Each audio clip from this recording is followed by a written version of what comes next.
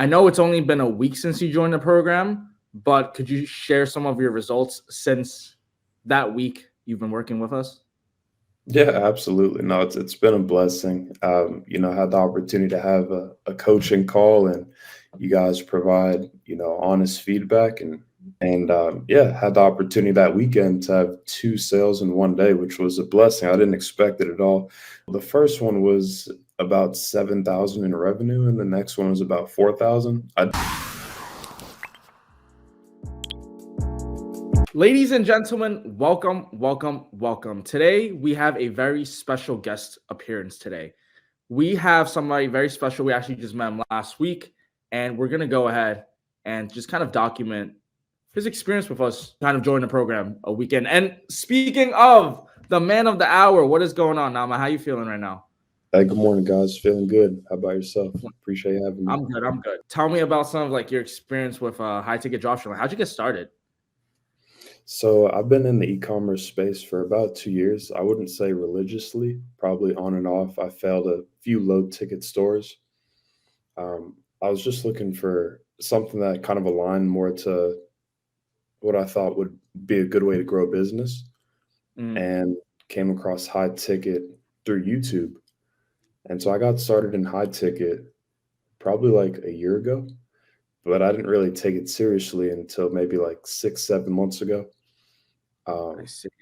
So I don't really have too much of a special story, but I love the business model, and I really wanted to try my best to make it inside of it. So But like, what was kind of like your experience when like not even before high ticket? Like, what did you do when you first started the business? Like, where were you at? Like, were you at a 9 to 5? Were you in college?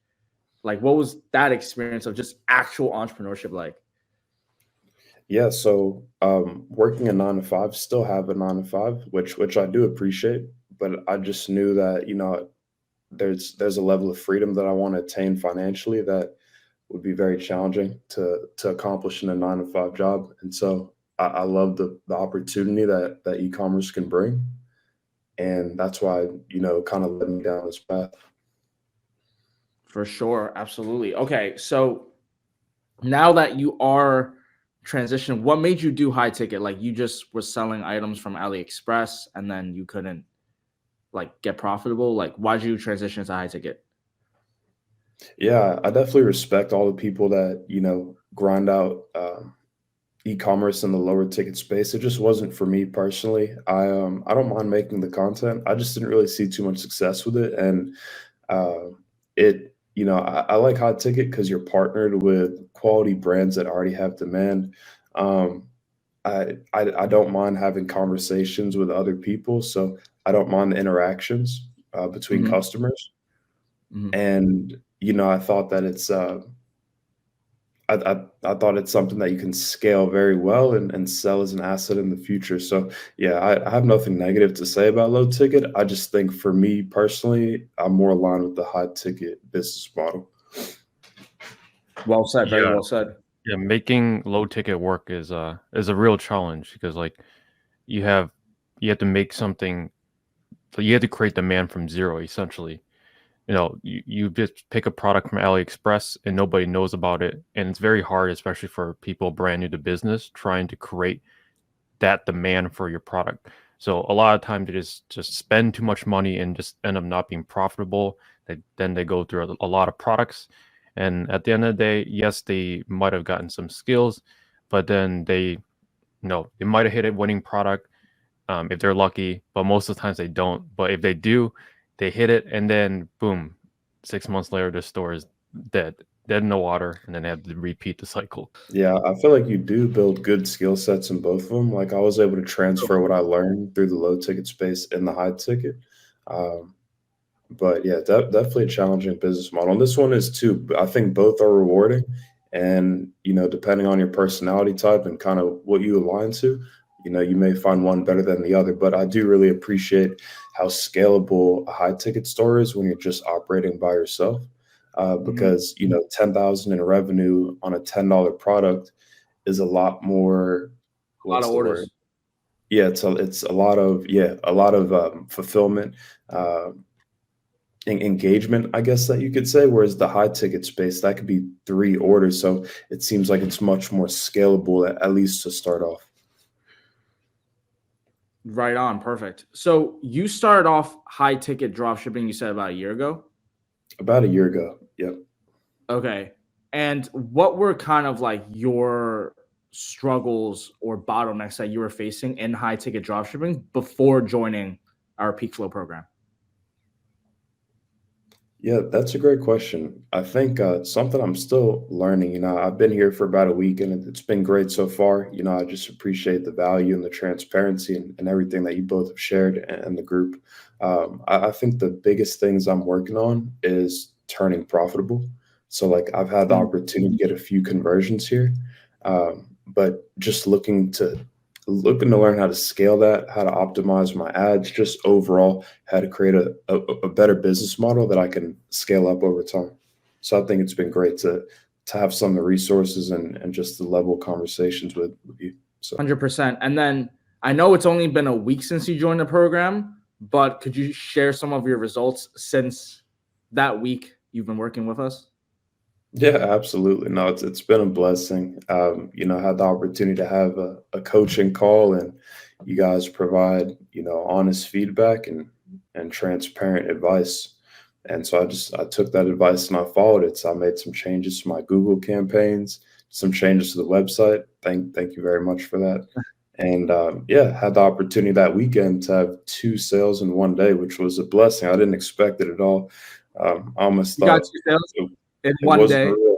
Yeah, so I'm still kind of living off that high here. So I'm seeing how I can, duplicate that. Like how much you made in those 2 sales? How much was the first sale?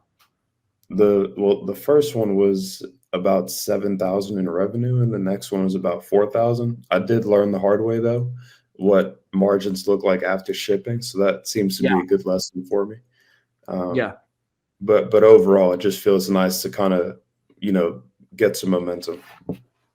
And you're kind of like building a business, you're seeing all the intricacies, right? Like you're like now you're understanding like, oh wow, like there's cost of goods sold, there's shipping, then there's the profit, and now you're understanding the numbers more, you're understanding what to look for in suppliers more, because there's a lot of like suppliers out there, but it's also important to find the suppliers with good fulfillment, good margins and all that stuff. So super pumped to hear your success story just 1 week into the program, bro. And that being said, just want to kind of know the trajectory or where your head was at in terms of how you want to build and scale your high ticket dropshipping store. Like, where are you trying to go with it?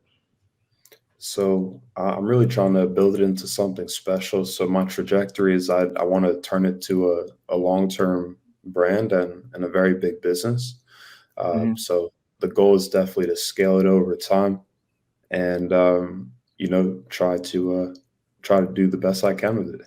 Yeah, so I was just curious, where where do you want to, you know, where do you want to see your business in like 6 months? And hopefully by then we'll have another success story once you hit like 50 to 100K. So Yeah. what's your trajectory that we want to help you aim to hit in the next 3 to 6 months?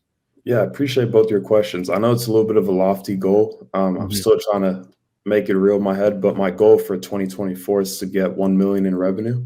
Yep. Uh, And so within a Wow. 6-month time frame, I hope at that point I'm averaging about 100K a month because I know I need about 83,000 a month to get 1 Yeah. mil revenue. And so it's about $2,800 a day. So I'm definitely short of that here in the year, but I'm definitely in a better place than I was a few weeks ago. So I feel grateful for that. And I just want to build a system in place and try my best.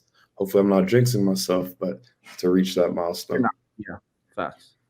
Excellent. Yeah, the 1 million in the year is an excellent milestone because, like, if you make some mistakes your first year, which with your first year in business, that's to be expected. We're here to kind of help you prevent a lot of those mistakes. But even if you make mistakes and you only take home 10 to 15%, that's still 100 to 150,000 in that year, which is pretty decent for your first year in business.